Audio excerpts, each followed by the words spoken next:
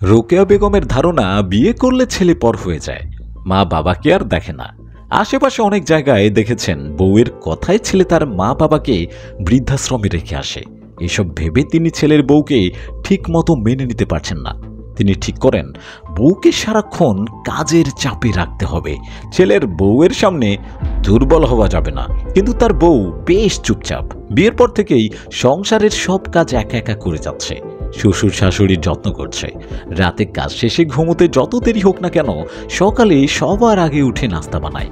এসব দেখে রোকেয়া বেগম ভাবেন নতুন বিয়ে হয়েছে বলে তার মন গলানোর জন্য তাকে হাত করতে যাচ্ছে।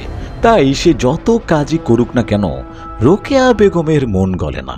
একদিন তার ছেলের বউয়ের বেশ জ্বর আসে, আবার সে মাথা ঘুরেও পড়ে যায়।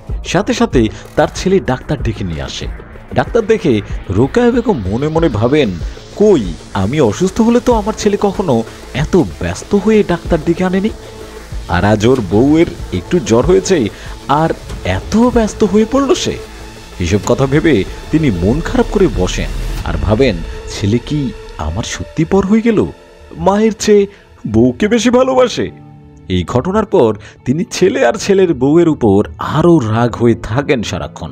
ছেলের বউ যতই তার কাছে আসতে চায় তিনি দূরে সরিয়ে দেন, অকারণে কথা শোনান। মেয়েটিও সব সহ্য করে নেয়। এতে অবশ্য তিনি একটু অবাক আর ভাবেন যে বিয়ের তো অনেকদিন হলো, কিন্তু বৌমার আগের আচরণ এখনো বদলায়নি।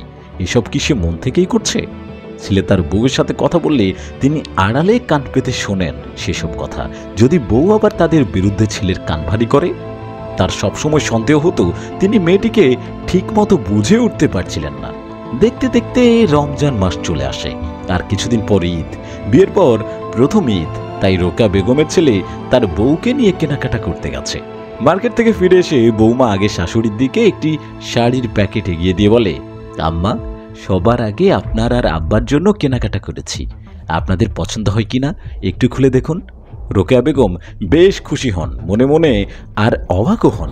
তিনি তার বৌমাকে জিজ্ঞেস করেন, তোমাদের জন্য কিছু কেননি? সে উত্তরে বলে, না মা, পরে কিনবো।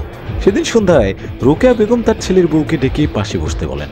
সেও বাধ্য মেয়ের মতো তার পাশে বসে। তিনি বলেন, আমি এতদিন তোমার সাথে অনেক খারাপ ব্যবহার করেছি, কিন্তু তুমি কখনো তার প্রতিশোধ নাওনি, বরং আমার সাথে দিন দিন ভালো আচরণ করেছ। আমার একটি মেয়ে থাকলে সেও নিশ্চয়ই তোমার মতো করেই আমার সেবা যত্ন করত।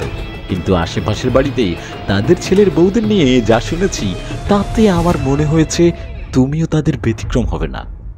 এই তো আমার পাশের বাসায় যে আপা আছেন, ছেলেকে 1 বছর আগে বিয়ে করিয়েছেন, তার কয়েক মাস পরেই ছেলে তার বউকে নিয়ে আলাদা বাসা নিয়ে চলে গেছে। এসব শুনে আমার খুব চিন্তা হতো।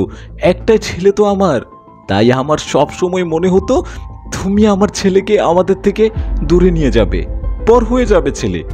কিন্তু তুমি সম্পূর্ণ তার ব্যতিক্রম। তুমি বরং আমার ছেলেকে দায়িত্ব জ্ঞান সম্পর্কে শেখাচ্ছ। আমার ভুল বুঝো না আমাকে মা, পারলে ক্ষমা করে দিও। তখন মেয়েটি কান্না জড়িত কণ্ঠে বলে, মা, এটা আপনার মনে হওয়া স্বাভাবিক, কিন্তু আমি কখনো আপনাকে আমার মায়ের চেয়ে কম করে দেখিনি। নিজের মা বাবাকে ছেড়ে এসে নতুন মা বাবা পেয়েছি, তাদের সাথে কি করে খারাপ আচরণ করব? আর আপনাদের নিজের ছেলেকে আপনাদের কাছ থেকে দূরে সরিয়ে নেব? এত বড় স্পর্ধা আমার নেই মা।